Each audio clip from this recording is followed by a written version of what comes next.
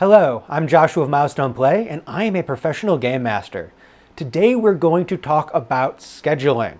Rather, we're going to talk about how scheduling should affect the story you tell in your role-playing games.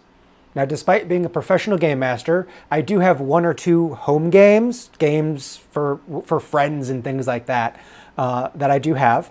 And I will be the first to say that the story for our home games is a mess. The story started wonderful and deep and complicated and rich. And as we have played less and less, at this point we average about once or twice a year. We're deep in the story. It's fantastic. It's rich. And the players have no idea what's going on for some of it. And that's because we don't play enough. And the story I'm telling was developed when I wasn't a professional game master, when it was just me playing with them. We played more often. They had less going on in their lives.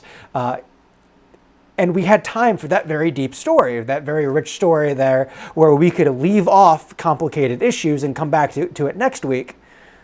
Well, when you have a complicated issue, and it's been a month, it's been 2 months, 3 months, 6 months, all of a sudden, that deep story is actually a hindrance. And I kind of wish that where we were in the story was more stereotyped, was more archetypical, and as opposed to having longer arcs, everything was structured as a one-shot. So I'm being very open that my home game is not structured how it should be, and I haven't had the chance to fix the structure because we haven't played.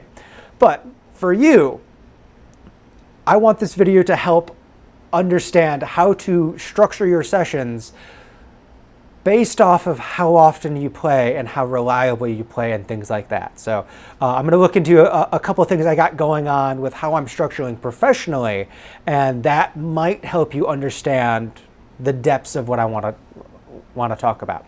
So the first game that I want to talk about is my vintage game right now. It's a 5th edition D&D game, but we're playing through older modules, whether it's me just grabbing an AD&D module and then running it as I would personally just convert it as we play, or going through like Tales of the Yawning Portal and some of those old adventures and then playing through those.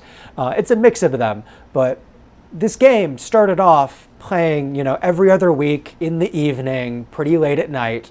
And for some of the players, that schedule wasn't working for them. They wanted to play. They thought, fantastic gaming, they wanted to play, but that wasn't their sleep schedule.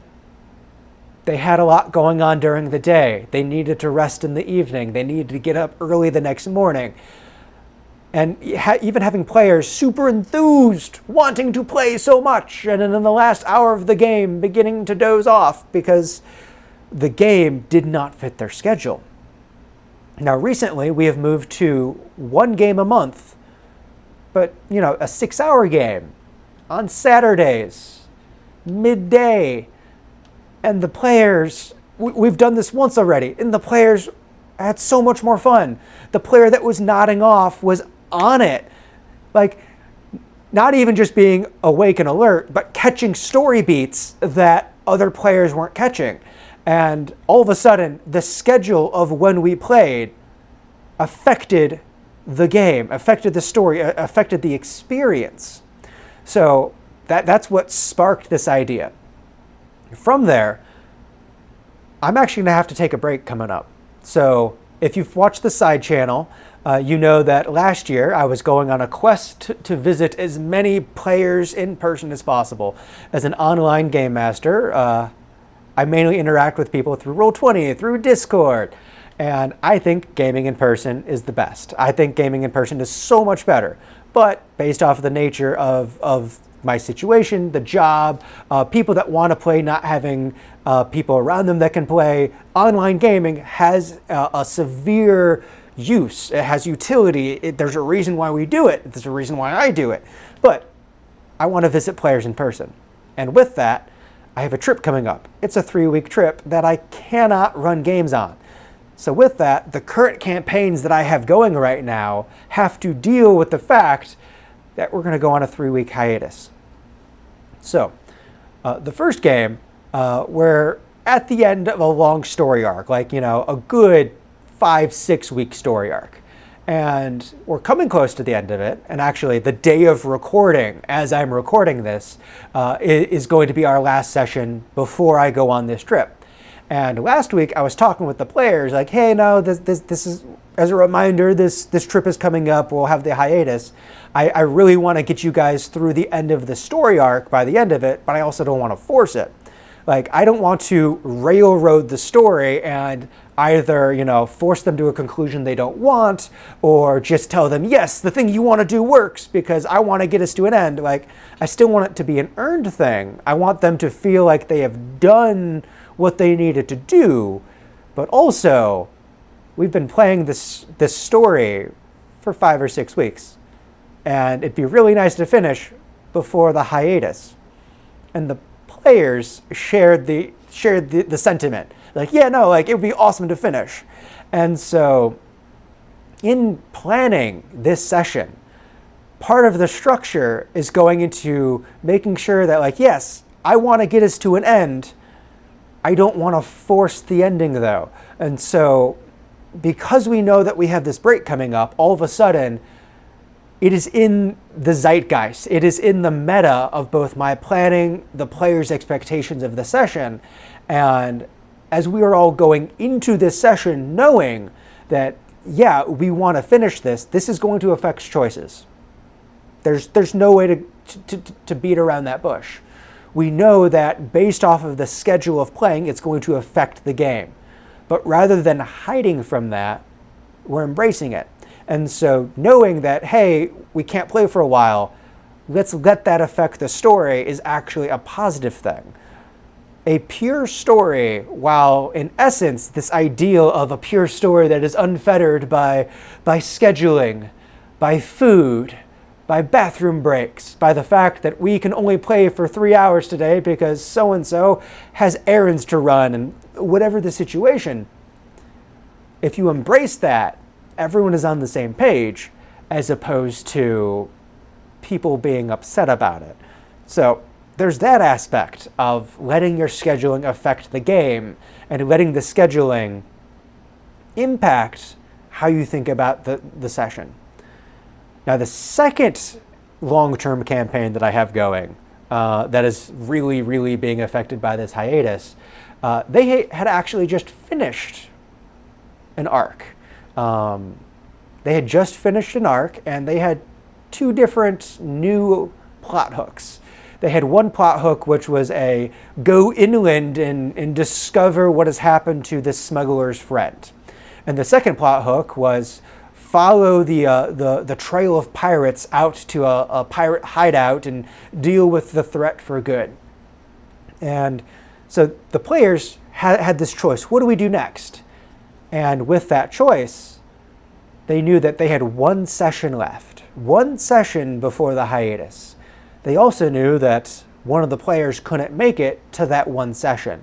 So as opposed to doing the immediate, like, oh yeah, we want to all go do pirates, let's go do pirates, they went, wait. Instead of pirates, let's go do that other smuggler thing when we're missing a player. And the way they phrased it was, hope we can get it done in a single session. And what that told me was, oh, we're delaying the pirates because we don't have the friend, and we want to wait to start that when we can, you know, keep things going. I had other plans for the smuggler plotline. I had these wonderful, deep plans. I had this idea of, you know, the smuggler's friend being involved with fey creatures and tricks and all these things. It was going to be its own, you know, 3 or 4 session plotline. But when the players said, hey, let's go try and finish this thing first, and then after the break, when we're all together again, let's go do pirates. Well, the players have just told me exactly how I need to structure this plot. All of a sudden, the plot is not going to be this long, complicated thing.